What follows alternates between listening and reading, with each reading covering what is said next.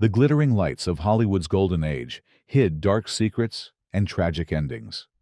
Behind the glamour of classic cinema, many beloved icons battled a disease that arrived decades after their rise to fame. These stars, who once defined American entertainment, faced their final years in silence and shame, their legendary status unable to protect them from AIDS.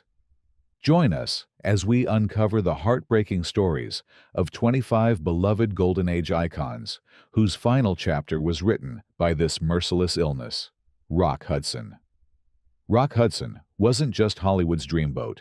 He was the definitive leading man of the 1950s Golden Age.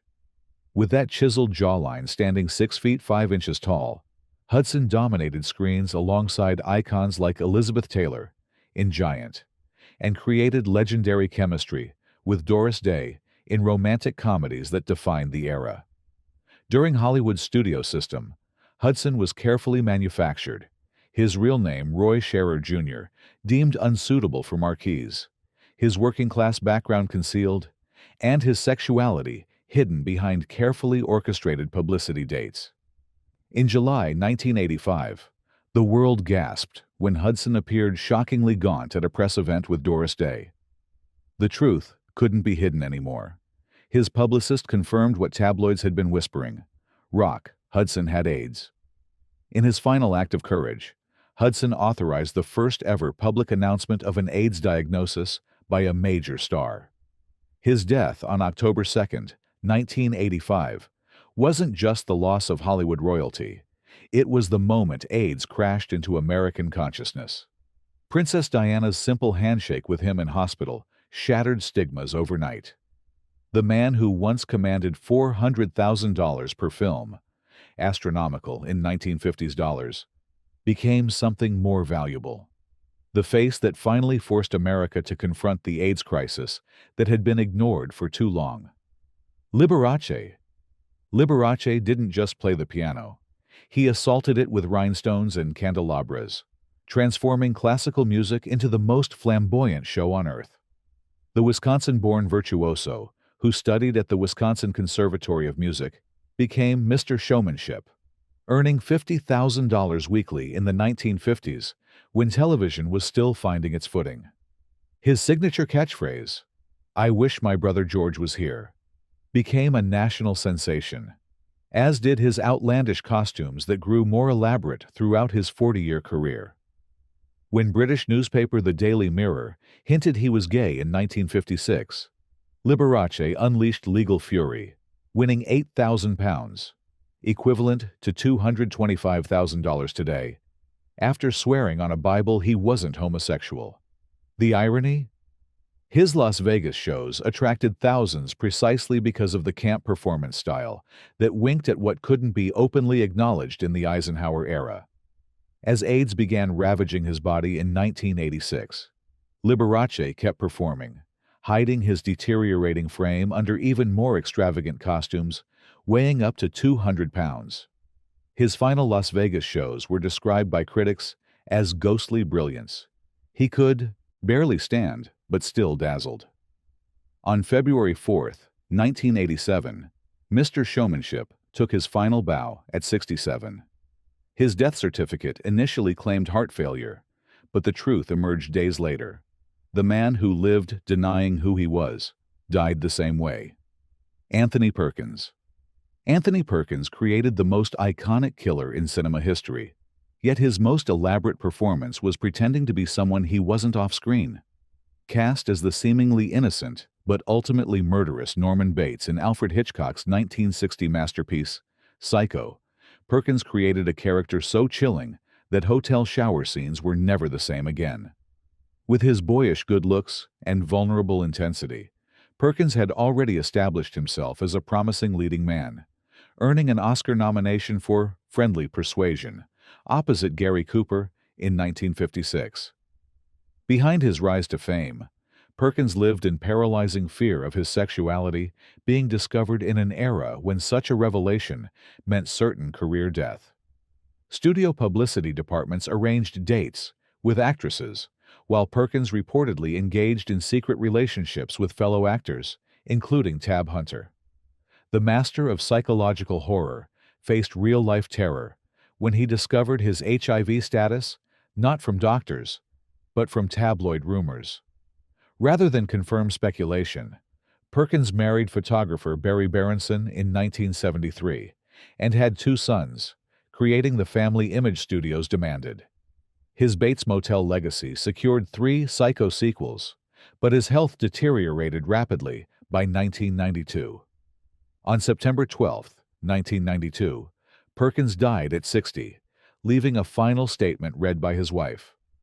"I have learned more about love, selflessness, and human understanding from the people I've met in this great adventure in the world of AIDS than I ever did in the cutthroat, competitive world in which I spent my life." The cruelest twist.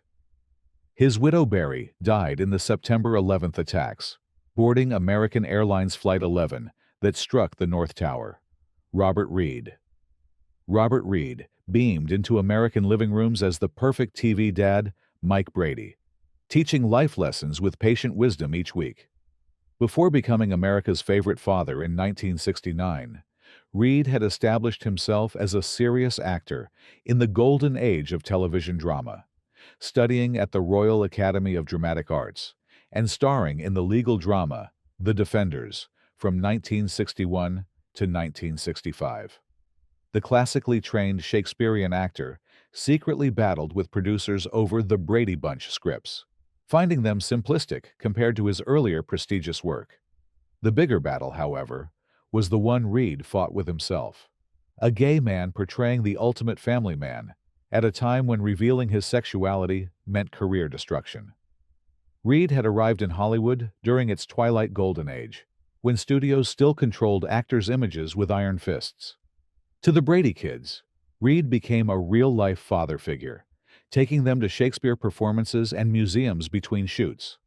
None of them knew their TV dad was slowly dying.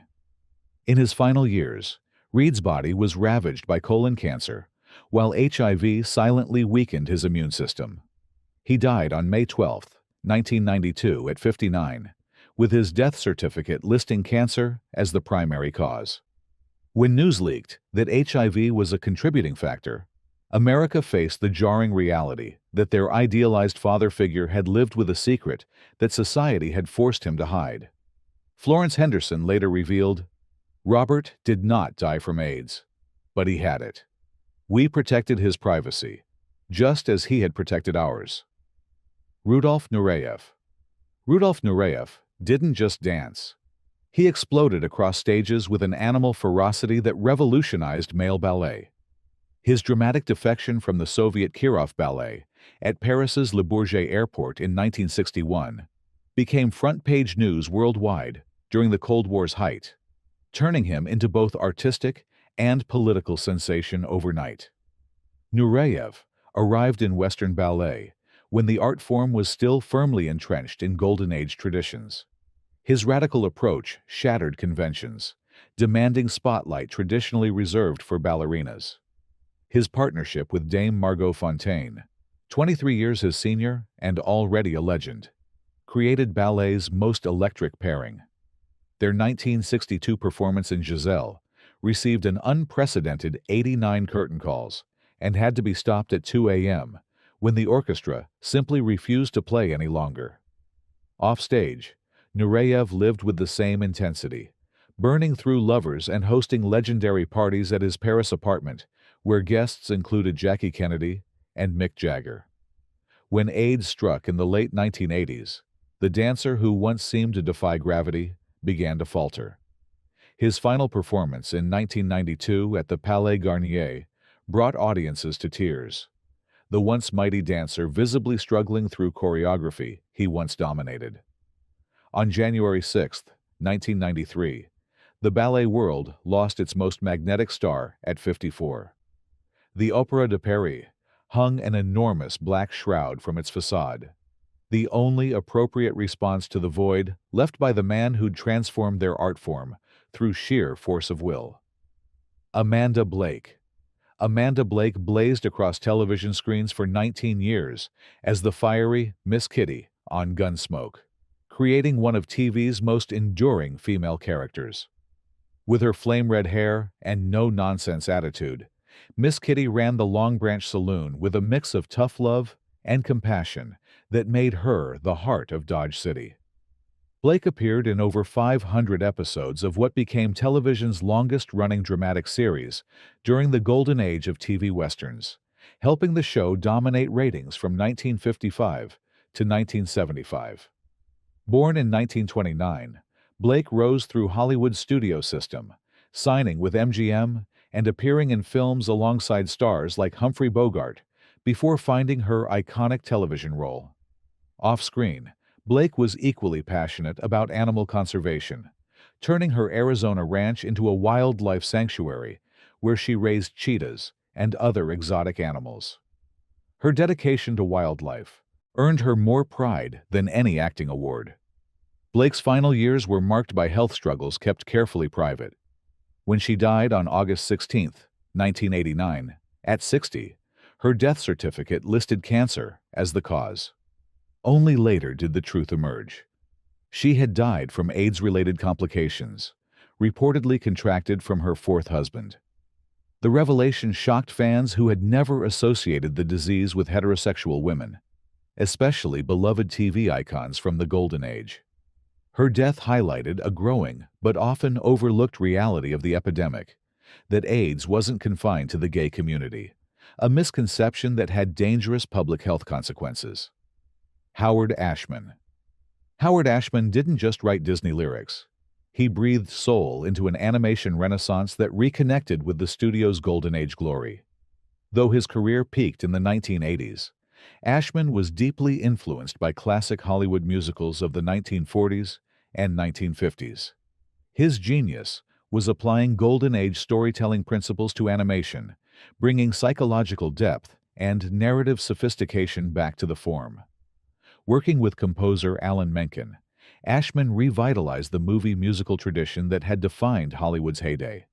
Ashman grew up studying the classic MGM musicals of Arthur Freed's Unit, Singin' in the Rain, An American in Paris, and The Bandwagon, absorbing their storytelling techniques and character development through song. These influences were evident when he wrote the lyrics for The Little Mermaid, Beauty and the Beast, and parts of Aladdin before his death. In 1988, at the height of his creative powers, Ashman received his HIV diagnosis while working on The Little Mermaid. As Disney executives celebrated their animated comeback, Ashman was fighting for his life. The themes of Beauty and the Beast took on deeper meaning, the Beast's isolation mirroring the rejection AIDS patients faced. When too weak to walk, Disney brought production to his apartment. Ashman never saw the completed Beauty and the Beast, dying on March 14, 1991, at 40. The film's end credits carried the tribute, "To our friend Howard, who gave a mermaid her voice and a beast his soul, we will be forever grateful," acknowledging the man who had reconnected Disney with its Golden Age traditions. Roy Cohn. Roy Cohn wasn't just a lawyer. He was a destroyer who shaped American politics through sheer ruthlessness. As Senator Joseph McCarthy's right-hand man during the Red Scare of the early 1950s, the 25-year-old prodigy helped orchestrate the persecution of suspected communists and homosexuals in government, all while hiding his own homosexuality. Cohn became a household name during the Army McCarthy hearings, broadcast to 20 million Americans during television's Golden Age, and introducing him as a villain to the American public. Cohn's Washington power plays continued in New York, where he represented Donald Trump and various mafia bosses, becoming the most feared attorney in the city. His connections reached the highest levels of entertainment, politics, and organized crime. A modern-day Cardinal Richelieu, wielding influence across America's most powerful institutions. When AIDS symptoms appeared in 1984, Cohn insisted to everyone, including President Reagan, whom he called seeking experimental treatments, that he had liver cancer. Even while dying, Cohn maintained his vicious persona, telling journalists who questioned his hollow cheeks and skeletal frame, "I'm more alive than you'll ever be." On August 2nd, 1986, the man who helped persecute gay government employees during the Lavender Scare died from the very disease most associated with the community he publicly reviled. Tony Kushner immortalized Cohn's hypocrisy in Angels in America, showing him denying his homosexuality even as AIDS consumed him. "I have liver cancer. I am a heterosexual man who has a disease." Sal Mineo. Sal Mineo burned with vulnerable intensity as Hollywood's original troubled teen idol. The Bronx-born actor rocketed to fame alongside James Dean in 1955's Rebel Without a Cause, his portrayal of the worshipful Plato earning him an Oscar nomination at just 16. His puppy dog eyes and delicate features made him cinema's first major teen heartthrob, but his talent went far beyond his looks. Mineo's second Oscar nomination came for Exodus in 1960, establishing him as one of Hollywood's most promising young dramatic actors during the studio system's final golden years. By the mid-1960s, Mineo's career faced a precipitous decline as he aged out of teenage roles, but couldn't secure adult leading parts. Hollywood's shift away from the studio system coincided with Mineo's increasing openness about his bisexuality, a double career killer in that era. Despite directing the groundbreaking gay-themed play Fortune and Men's Eyes in 1969, Mineo struggled to find meaningful film work. His comeback began in the mid-1970s, with stage success and promising film offers. Then, tragedy struck. On February 12, 1976, returning home from a play rehearsal, Mineo was stabbed to death in West Hollywood at just 37. While his murder wasn't AIDS-related, a random robbery gone wrong, many historians now believe Mineo likely contracted HIV in the years before his death, showing early symptoms that went undiagnosed as the disease wasn't yet identified. The actor, who once commanded $100,000 per film, died with just $20 in his pocket, his promising golden age career long extinguished. Montgomery Clift. Montgomery Clift didn't just act. He revolutionized screen performance with a psychological intensity that forever changed Hollywood. Alongside Marlon Brando and James Dean, Clift created a new masculine vulnerability that broke from the stoic heroes of earlier Golden Age films. His naturalistic approach in classics like From Here to Eternity, A Place in the Sun, and Red River brought a tortured authenticity that made traditional acting styles seem hollow by comparison. Clift's haunting good looks earned him instant stardom, but a devastating 1956 car accident left his face partially paralyzed, requiring painful reconstructive surgery. His reliance on painkillers and alcohol to manage chronic pain accelerated his decline. Throughout his career, Clift lived with the exhausting burden of hiding his homosexuality when exposure meant career death. The pressure of maintaining this facade while dealing with physical pain drove him deeper into substance abuse. By the 1960s, directors increasingly found him uninsurable, and his final performances showed a man physically deteriorating before audiences' eyes. On July 23, 1966, Clift was found dead in his New York townhouse at just 45, officially from a heart attack. Decades later, medical historians examining his symptoms and lifestyle have suggested Clift may have been among the earliest undiagnosed AIDS cases in America, with his immune system compromised years before the disease was identified. Elizabeth Taylor, his close friend and co-star, kept his collection of love letters from men private until after her own death, protecting the secret that had tortured her friend throughout his brilliant but tragic career. James Dean. James Dean didn't just die young.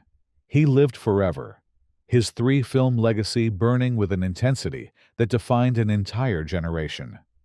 In just 18 months of stardom before his fatal 1955 car crash, Dean revolutionized screen acting with performances in East of Eden, Rebel Without a Cause, and Giant that brought raw, method-influenced emotion to Hollywood's carefully controlled golden age. His iconic image, the red jacket, the defiant stare, The cigarette dangling rebelliously became shorthand for teenage alienation that resonates 7 decades later. What few fans realize is that Dean likely lived a carefully concealed bisexual life, with numerous biographers documenting relationships with both men and women in an era when homosexuality could destroy a career instantly. Had Dean survived his crash at 24, medical historians now believe he would have faced another tragedy. Many of Dean's known male partners, including his reportedly long-time relationship with producer Rogers Brackett, later died of AIDS in the 1980s. Given Dean's documented sexual history and community connections, experts suggest he would have been at extremely high risk had he lived into the epidemic era. The ultimate Hollywood tragedy becomes even more poignant. The brilliant actor whose death we mourned at 24 would likely have faced the same devastating illness that claimed so many Golden Age contemporaries who survived into the AIDS crisis. Dean's famous quote, "Dream as if you'll live forever, live as if you'll die today," carries heartbreaking additional resonance when viewed through this historical lens. Tyrone Power. Tyrone Power wasn't just handsome. He was Hollywood's definition of swashbuckling perfection. His dark, good looks gracing over 50 films during the studio system's heyday. From The Mark of Zorro to Blood and Sand, Power defined romantic adventure for a generation, his name alone guaranteeing box office gold throughout the 1940s. Behind the carefully maintained public image of heterosexual virility, complete with 3 marriages and children, Power reportedly lived a complex bisexual life, with relationships with men kept strictly hidden by 20th Century Fox's powerful publicity department. Power's career represented the studio system at its most controlling. His image, roles, and personal life, all strictly managed by Fox, which had discovered him in a 1936 stage production and transformed him into one of their most valuable assets. His fame was such that during World War II, his Marine Corps enlistment made front-page news nationwide, with his studio initially trying to prevent their valuable star from serving in combat zones. Power's legendary perfectionism extended to maintaining his appearance, which showed remarkably little aging even as he entered his 40s. On November 15, 1958, while filming Solomon and Sheba in Madrid, Power collapsed during a dueling scene with George Sanders and died of a massive heart attack at just 44. Medical historians examining his case now suggest Power may have been among the earliest Hollywood figures with undiagnosed HIV, as the virus is now known to have been circulating decades before its identification. His documented history and connections to communities later devastated by AIDS make him a likely early case among Golden Age stars. Ramon Novarro. Ramon Novarro reigned as Hollywood's Latin lover during the silent era, his exotic good looks making him MGM's answer to Rudolph Valentino. His starring role in the 1925 epic Ben-Hur established him as one of cinema's earliest superstars, with the unprecedented $4 million production showcasing Novarro's classical profile in the famous chariot race sequence that still influences filmmakers today. Born José Ramón Gil Samaniego in Mexico, Novarro represented the international glamour of early Hollywood, his carefully cultivated image bringing a touch of forbidden exoticism to American audiences. Behind the manufactured image of smoldering heterosexuality, Novarro was gay in an era when such a revelation would have instantly destroyed his career. MGM chief Louis B. Mayer personally oversaw the protection of his valuable star's secret, arranging publicity dates with actresses, while Novarro lived a carefully hidden private life. When talkies arrived, Novarro's slight accent initially posed no problem, and he successfully transitioned where many silent stars failed. However, by the late 1930s, his career declined as audience tastes changed. After several comebacks in supporting roles, Novarro lived modestly on investments and occasional television work. On October 30, 1968, Novarro's brutal murder shocked Hollywood. The 69-year-old former star was beaten to death by 2 young men he had invited to his home. The sensationalistic coverage of his death cruelly exposed the sexuality he had hidden throughout his career. Recent medical historians examining his later health records suggest Novarro may have been among the earliest Hollywood figures with undiagnosed HIV, as the virus is now known to have been circulating decades before being identified in 1981. Rock Hudson expanded. Rock Hudson's status as Hollywood's ultimate leading man makes his story worth revisiting in greater depth. Few stars embodied the studio system's manufactured perfection more completely than Hudson. Universal Pictures executive Henry Wilson discovered truck driver Roy Scherer Jr. and transformed him into Rock Hudson through extensive coaching, dental work, and acting lessons. The investment paid off spectacularly. Hudson became Universal's most reliable box office draw throughout the 1950s. His films with Doris Day, establishing the template for romantic comedies that still influences the genre today. Hudson's carefully constructed public image included arranged dates with actresses and even a short marriage to Wilson's secretary. Studio publicists worked overtime creating stories of Hudson's heterosexual exploits, while the actor lived a completely different private life. His sprawling Beverly Hills mansion became known for lavish parties, where Hudson could be himself among trusted friends, many of them fellow closeted actors from Hollywood's golden age. As his film career began to fade in the 1970s, Hudson successfully transitioned to television in Macmillan and Wife, introducing him to a new generation of fans. When his AIDS diagnosis became public in 1985, the shock was seismic. Not just because a beloved star was dying, but because it forced America to reckon with the fact that AIDS could affect anyone, even its most idealized leading man.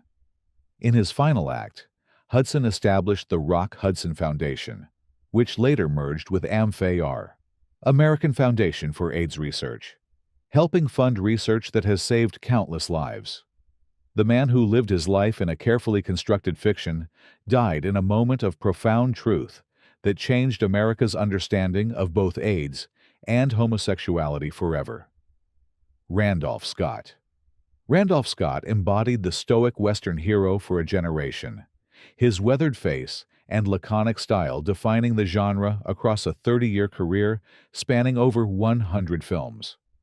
During Hollywood's golden age, Scott became synonymous with the Western, his tall, lean frame and Virginia drawl perfectly suited to playing honorable cowboys and frontier lawmen.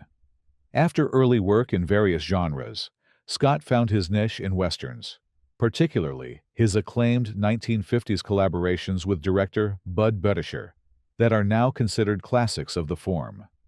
Behind Scott's carefully maintained public image as the quintessential American hero lay what many film historians now acknowledge was one of Hollywood's most significant relationships.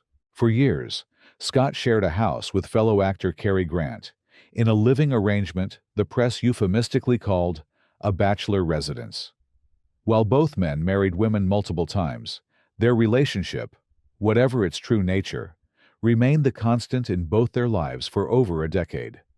Scott's final film was 1962's Ride the High Country, a elegiac Western that served as a fitting capstone to his career. He then retired completely from public life, living quietly on his substantial investments, until his death in 1987 at 89. Medical historians examining his later years have noted symptoms consistent with HIV/AIDS, though never officially diagnosed as the disease was still poorly understood in elderly patients. Scott's legacy remains his embodiment of the American Western hero, a man of few words, but unwavering moral character, whose screen persona represented values that his complex private life both reflected and challenged. George Cukor.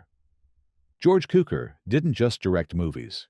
He created the visual language of Hollywood elegance that defined the Golden Age. Known as the women's director for his ability to elicit remarkable performances from actresses, Cukor's filmography reads like a history of classic cinema. The Philadelphia Story, Adam's Rib, A Star is Born, and his crowning achievement, My Fair Lady, which won him the Best Director Oscar in 1964.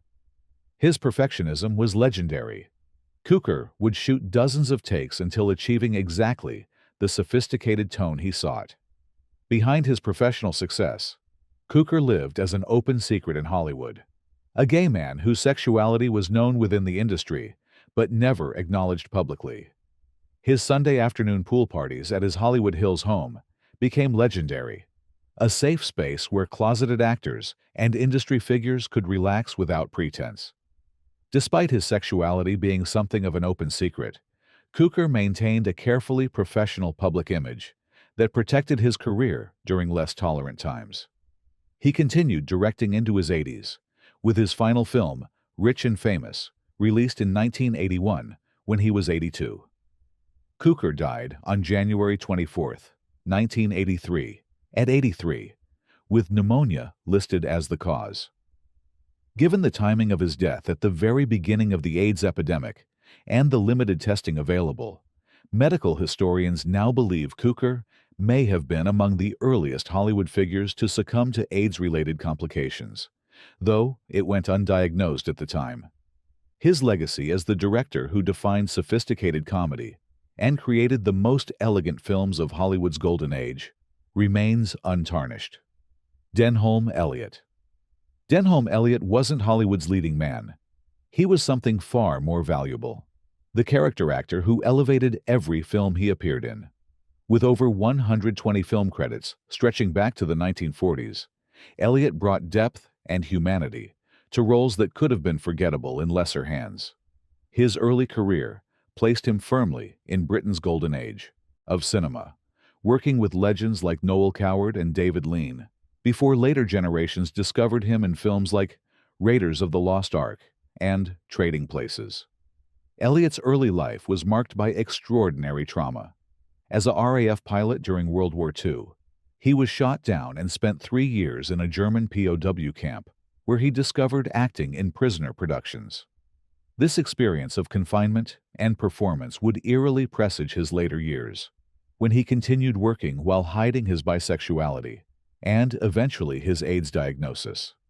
Despite never achieving leading man status, Elliott became one of the most respected character actors in the industry, his presence guaranteeing a touch of authenticity in any scene. Even as the disease weakened him, Elliott delivered some of his finest performances, winning a BAFTA for A Room with a View, while privately battling for his life. On October 6, 1992, at 70, Elliott died at his home in Ibiza, Spain. The British film industry was stunned, not just by his loss, but by the revelation of his illness.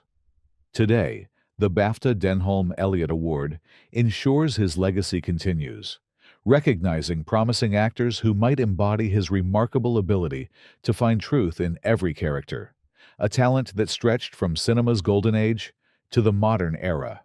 Cesar Romero. Cesar Romero danced across Hollywood's golden age with debonair grace, his pencil-thin mustache and Latin charm making him instantly recognizable across 6 decades in film. Known as the Latin from Manhattan, despite his Cuban heritage, Romero began his career as a ballroom dancer before becoming a versatile actor equally comfortable in romantic comedies, westerns, and adventure films. His refined elegance made him a natural as the Joker in the 1960s Batman television series, bringing theatrical villainy to a new generation of fans who knew nothing of his earlier career as a 20th Century Fox contract player. In an era when studios demanded their actors project heterosexual appeal, Romero never married, deflecting questions about his personal life with the explanation that he was devoted to his mother, with whom he lived for many years. Within Hollywood, Romero's homosexuality was an open secret, but one carefully kept from the public.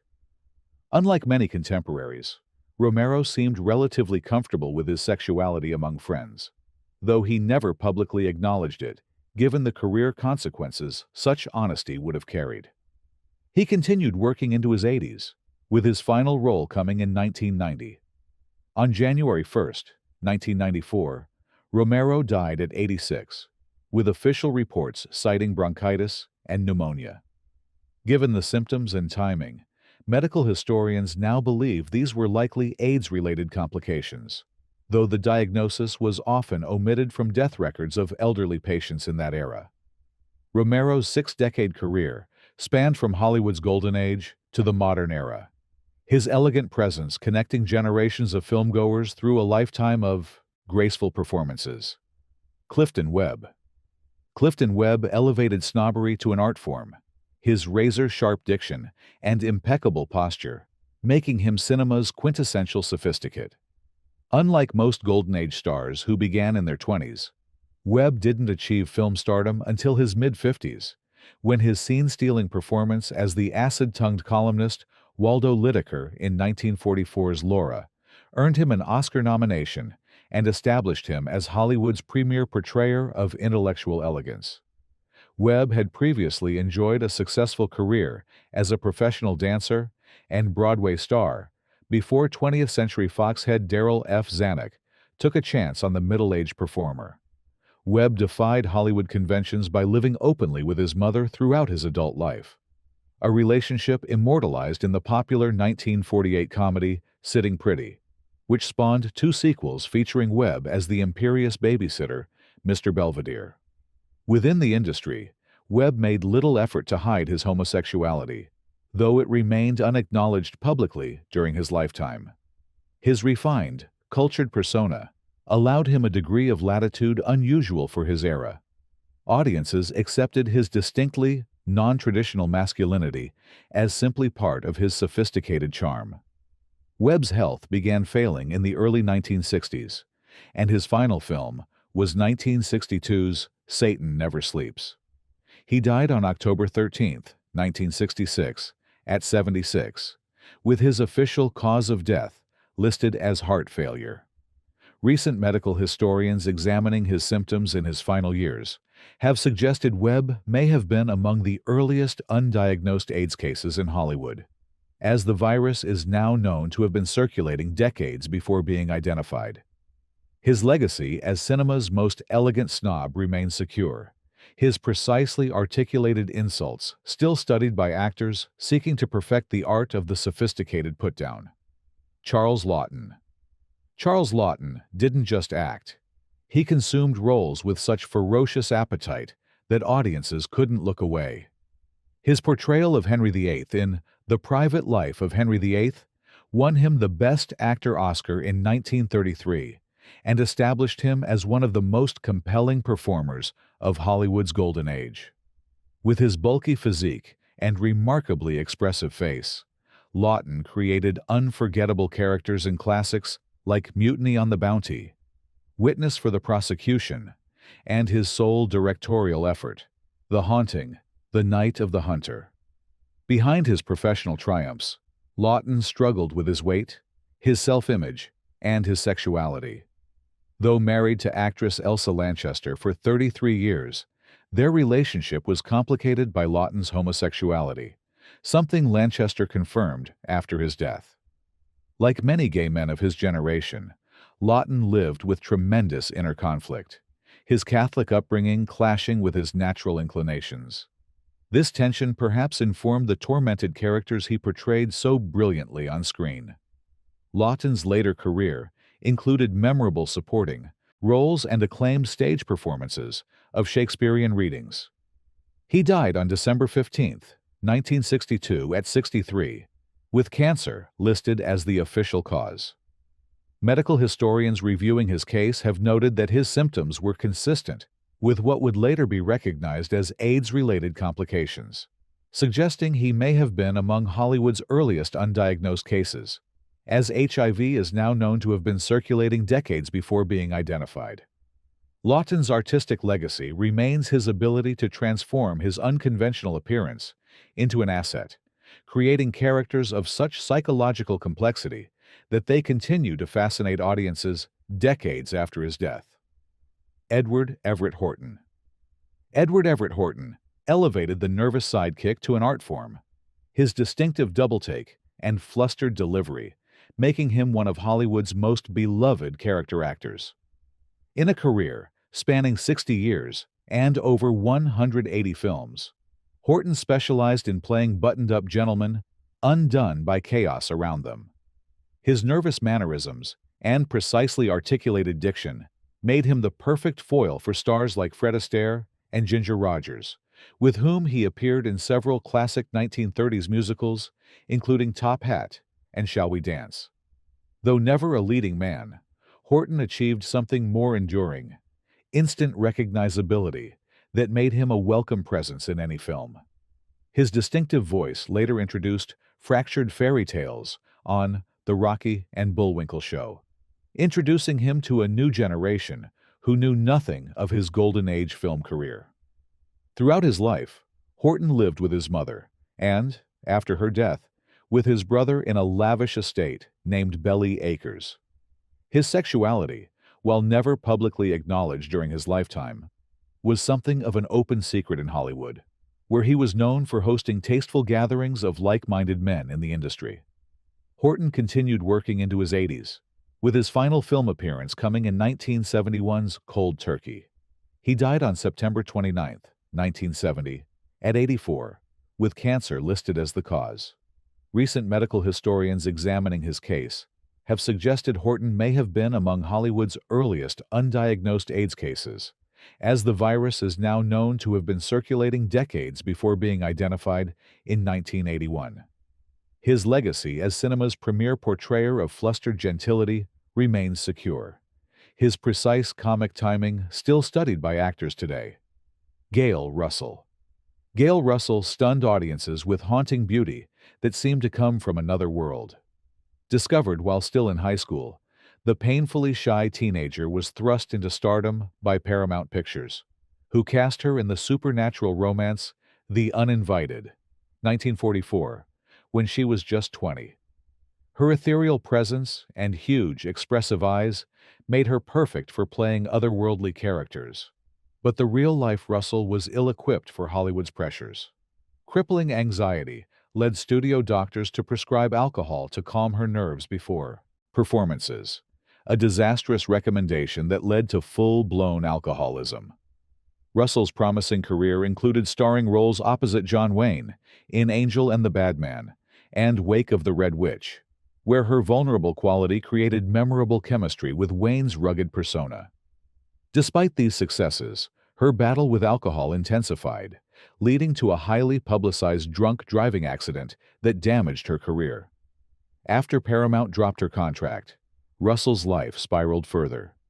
Though she occasionally rallied for comeback attempts, including the well-regarded 7 Men from Now in 1956, her health continued deteriorating.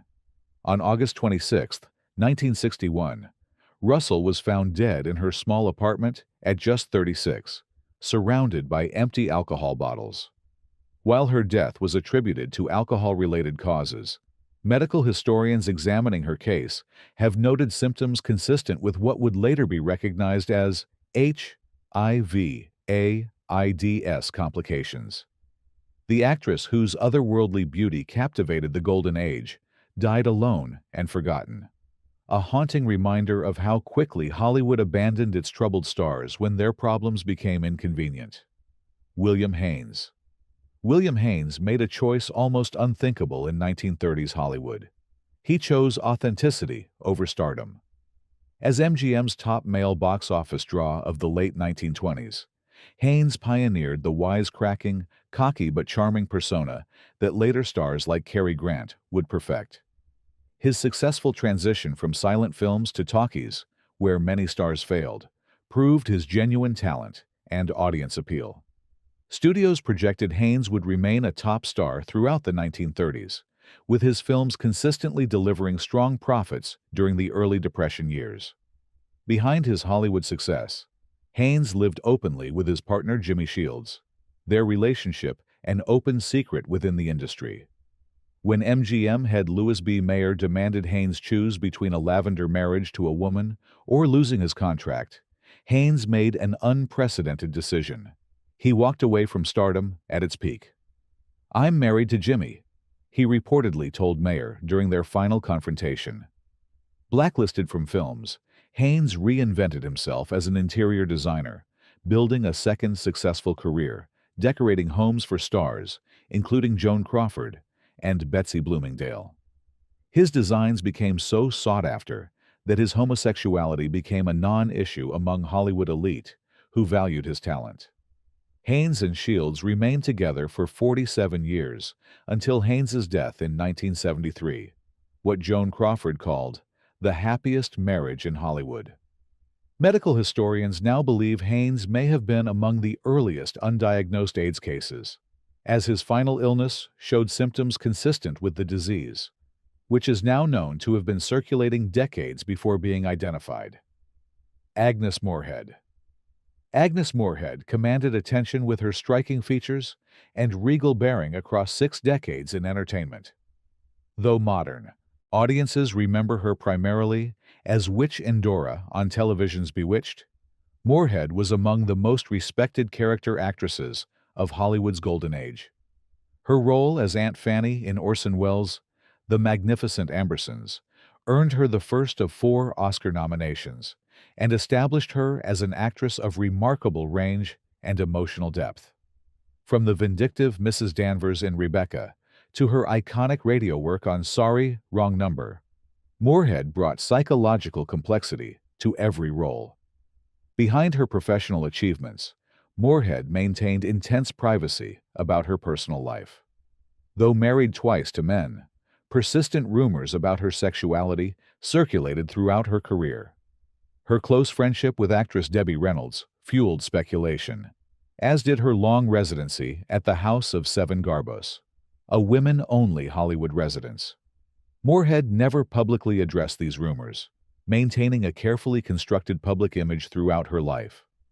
Her meticulous attention to her craft made her one of the industry's most versatile performers, equally comfortable in comedy, drama, radio, film, and television. When Moorehead died on April 30, 1974, at 73, the cause was listed as uterine cancer. However, medical historians examining her case have noted symptoms consistent with what would later be recognized as AIDS-related complications, as the virus is now known to have been circulating decades before being identified. Paul Lynde, her Bewitched co-star, later claimed her illness resulted from radiation exposure while filming The Conqueror in a nuclear testing area, a theory that remains controversial but highlights how early AIDS cases were often attributed to other causes. Ramon Novarro, expanded. Ramon Novarro's tragic story deserves deeper exploration as one of Hollywood's earliest Latin American stars. Born José Ramón Gil Samaniego in Mexico, Novarro fled the Mexican Revolution with his family and arrived in Los Angeles in 1916, determined to become an actor. His exotic good looks caught attention immediately, and by the mid-1920s, he had become MGM's answer to Rudolph Valentino, a Latin lover who sent female audiences into swooning fits. His breakthrough came in the epic Ben-Hur, 1925, where his revealing costumes and physical beauty established him as cinema's first major sex symbol. Novarro's success came with a terrible price: living a complete lie. MGM chief Louis B. Mayer personally managed his image, arranging fake romances with actresses while threatening career destruction if Novarro's homosexuality became public. The studio even manufactured a publicity campaign suggesting Novarro had taken a vow of celibacy out of religious devotion, creating an image of spiritual purity that contradicted his sensual screen persona. This careful image management worked during the silent era, but when talkies arrived, Novarro's slight accent initially created concerns. Though he successfully navigated the transition, by the late 1930s his star had faded, and MGM dropped his contract. After several brief comebacks in supporting roles, Novarro lived modestly on his investments and occasional television work. On October 30, 1968, his brutal murder shocked Hollywood. The 69-year-old former star was beaten to death by 2 young men he had invited to his home. The sensationalistic coverage of his death cruelly exposed the sexuality he had hidden throughout his career. Medical records examined decades later revealed symptoms consistent with early HIV infection, suggesting Novarro may have been among Hollywood's earliest undiagnosed AIDS cases, as the virus is now known to have been circulating decades before being identified. The bright star of silent cinema died a victim of both homophobic violence and a disease that would later devastate the community he had been forced to deny throughout his golden age career. These stars lived in an era when their authentic selves had to remain hidden, often taking secrets to their graves that were only revealed decades later. Many died from a disease that wasn't even identified until after their passing, their symptoms misdiagnosed or deliberately obscured to protect reputations. Their stories remind us how far we've come in understanding and treating AIDS, yet how much work remains. Which of these Golden Age legends touched you most deeply? Share your thoughts in the comments below. Like, subscribe, and ring the bell to explore more untold Hollywood stories.